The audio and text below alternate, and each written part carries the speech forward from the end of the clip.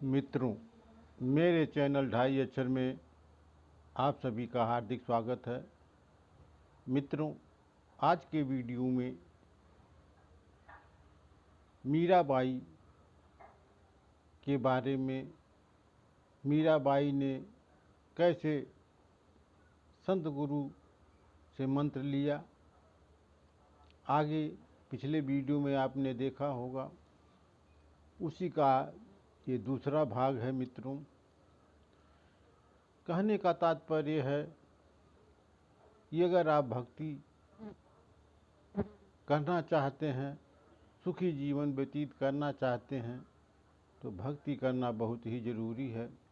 मित्रों, अगर आप ऐसी वीडियो देखना चाहते हैं तो मेरे चैनल ढाई अक्षर को सब्सक्राइब कर लीजिए, लाइक करिए, शेयर करिए। मिलते हैं एक ऐसी ही आध्यात्मिक वीडियो के।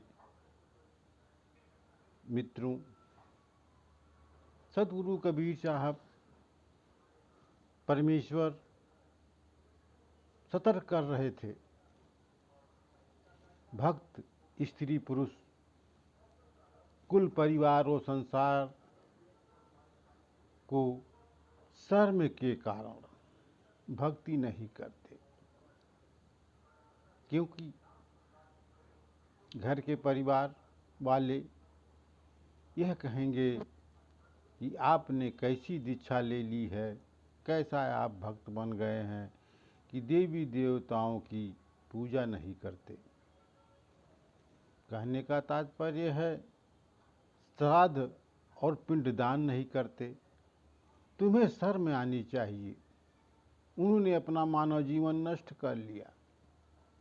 भक्ति न करने पर जब चार पैर के जानवर, पशु यानी गधे, कुत्ते, सूअर, बैल आदि जब बनोगे, तब वे कुल वो संसार के भक्ति आपका क्या बचाव करेंगे। भक्ति ने बचाव करना था, यह की नहीं कि इसलिए भक्ति करो। संत रविदास जी उठकर संत कबीर जी के पास गए और सारी बातें विस्तार से बताई कि बहन मीरा जी ने प्रथम मंत्र लेने का आवाहन किया है।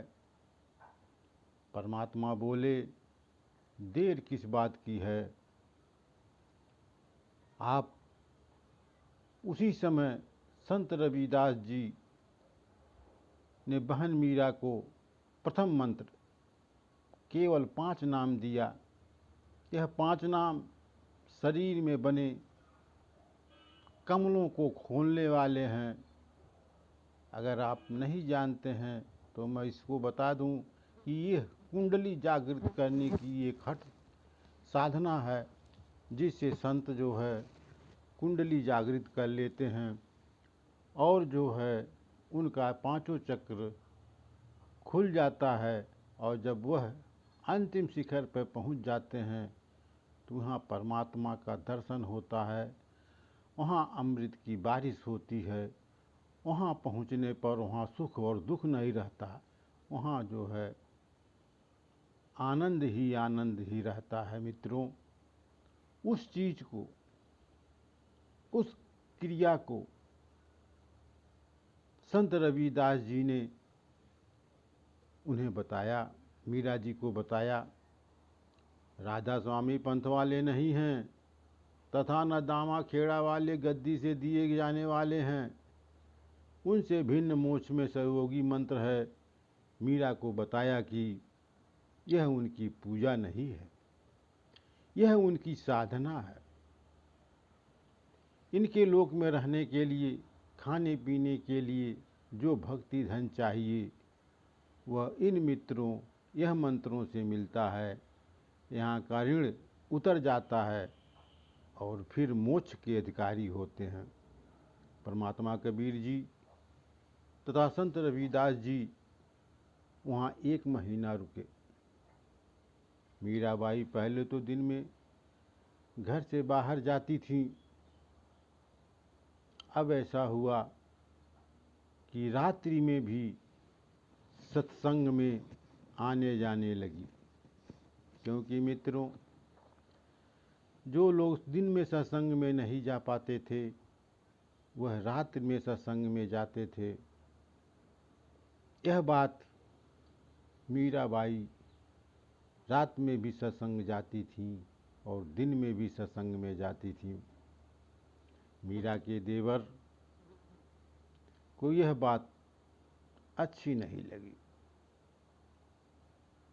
पहले तो दिन की बात थी तो उनके देवर राणा थोड़ा सब्र कर रहे थे, लेकिन मामला अब रात में जाने का हो गया। दुनिया समाज के लोग क्या कहेंगे, इस बात की चिंता राणा जी की मीराबाई के देवर को सताए जा रही थी।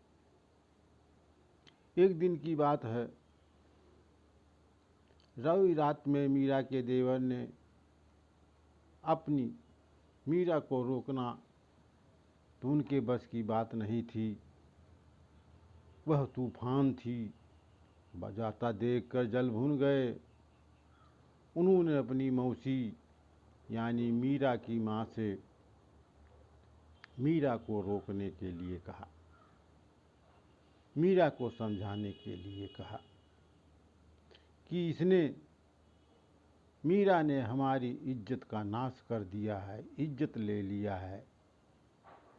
बेटी हो सकता है माता की बात को मान ले। मीरा की माता ने